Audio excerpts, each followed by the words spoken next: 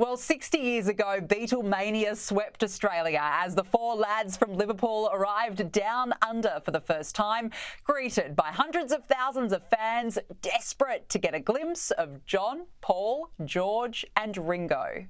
A police officer said here a moment there'd be at least 30,000 people in front of the town hall area. This is something that's never been seen in Adelaide before. It's absolutely magnificent. The Beatles tour started in Adelaide in June 1964, where 300,000 people lined the streets.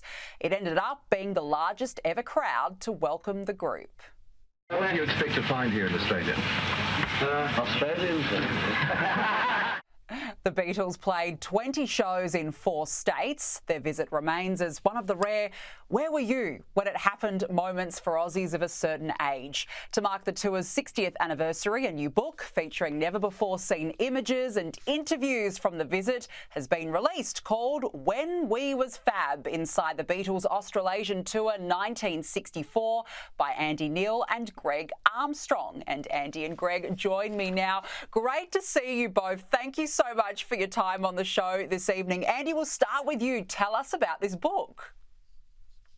Well, where do I start? I guess it starts with our interest. My interest was in the 1970s. I was living in New Zealand, and I was just fascinated when I found out that the Beatles had come all the way to little old New Zealand at the bottom of the world. And my curiosity was piqued, and I just started to gather information, of course not knowing to what it would grow. It was just like something, for my own amusement. And then I just started to find more and more people who saw them, documents, newspaper clippings, film clips, the whole gamut of stuff that you can now see in the finished book. And it was a 20-year project, really, not 20 years and tense, but both Greg and I have spent so much time making sure that this story is told as accurately and intelligently as possible. Let's talk about the tour now. Greg, how historic was it? I mean, we just showed that vision of the record crowds. The fans were going wild for them. The importance of this moment cannot be underestimated, can it? I think the moment for all of the fans that were there back 60 years ago became a life memory. We've met so many people along our journey who 20, 30, 40, 50 years, and even a couple of days ago when we were in Adelaide and talking to a lot of fans at the town hall, how it still mattered to them that they saw the Beatles. They came forward in their dozens to tell us stories about standing alongside the road on the Anzac Highway, whether it be in Melbourne or up in Sydney and Brisbane.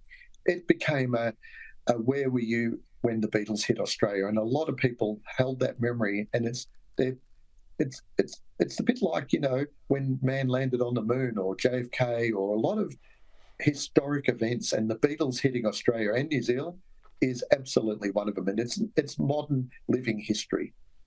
Yeah, absolutely. It certainly is.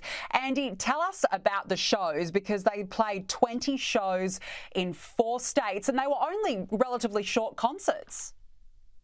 They were. I mean, the maximum playing time, if you were lucky, was about 27 minutes, and you got 10 songs, which is unheard of now. People would want their money back, but that was the way that it was done.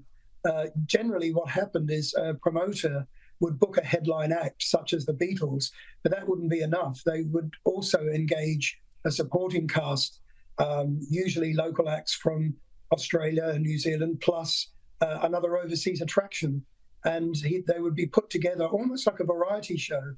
And there would be 2 shows a night, a 6 o'clock early show and an 8:30 show in the evening. And that was how the business ran in those days. And Greg, what was it like for the Beatles down under? How was their experience here in Australia? Well, it was hugely important to the Beatles, and they were greeted by the biggest crowds that they'd ever seen. They had seen adulation in the UK. They'd burst out of Liverpool, and during 1963, they had actually conquered England for the first time and become well known across the whole of the United Kingdom. They only stepped outside of England to Sweden in October 63 for their very first international tour outside of the earliest club dates in Germany. they were ramping up. They were becoming huge in England, and then they went out on the road to the world. They saw 10,000 people in America in February '64 at the JFK airport, and they thought that was it. By the time they hit Australia, the crowds were off the scale. They were enjoying their first world tour, and it peaked in Australia.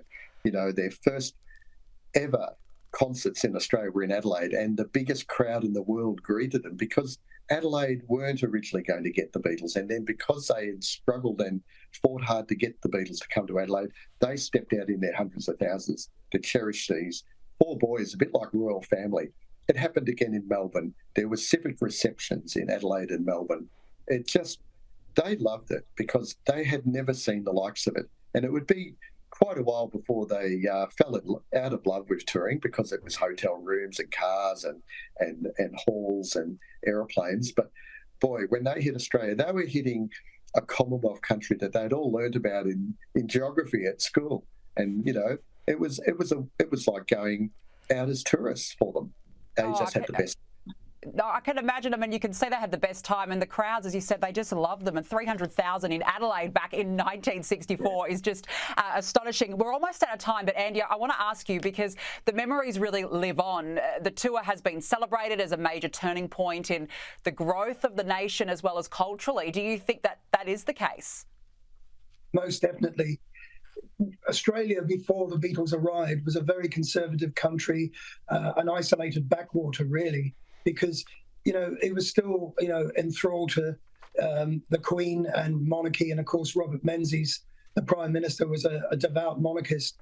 And the 60s didn't really start in Australia properly, I think, until the Beatles arrived, because suddenly this new phenomenon from overseas, not just the music, but the fashion and the clothes and the attitude, was so influential that suddenly kids were saying, well, why can't I grow my hair long? And why can't I wear uniforms? And why, most importantly, why can't I form a group or a band?